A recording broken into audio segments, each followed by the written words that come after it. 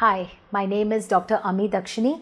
I'm a practicing dermatologist in Bangalore in my clinic called Think Skin Clinic. The other thing with retinol you need to remember is you need to get used to it. You can't just apply suddenly retinol on your face and expect no side effects because, as I said, it's a strong product. So always start with a lower concentration like a 0.025 or a 0.05% and slowly step it up. Second is the contact time.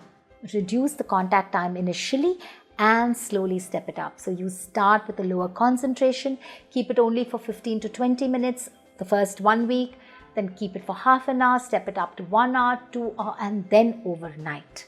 Do not suddenly start retinol application overnight. The third thing that you can do is apply over a moisturizer. So you moisturize your skin immediately after face wash. Wait for a few seconds and then apply your retinol. This will reduce the sensitivity to the skin as well as dryness and redness that you'll notice the next morning. In case you need to use retinol for certain skin conditions but it still causes sensitivity to the skin, apply the sandwich technique. It's a very simple technique. Use a good moisturizer first, apply your retinol and repeat your moisturizer.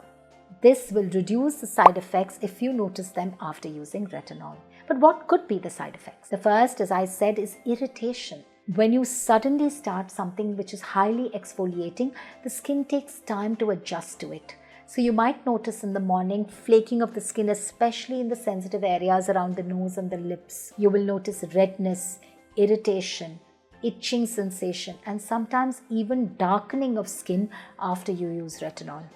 In case you start noticing this, go back, check the concentration, reduce the contact time, moisturize the skin, and don't forget your sunscreen. Some cases, if retinol used for very long, the skin starts feeling a little thinner or rubbery. In some cases, if it feels thinner or papery-like, go back, visit your dermatologist, understand why this is happening to you before you resume using your retinol.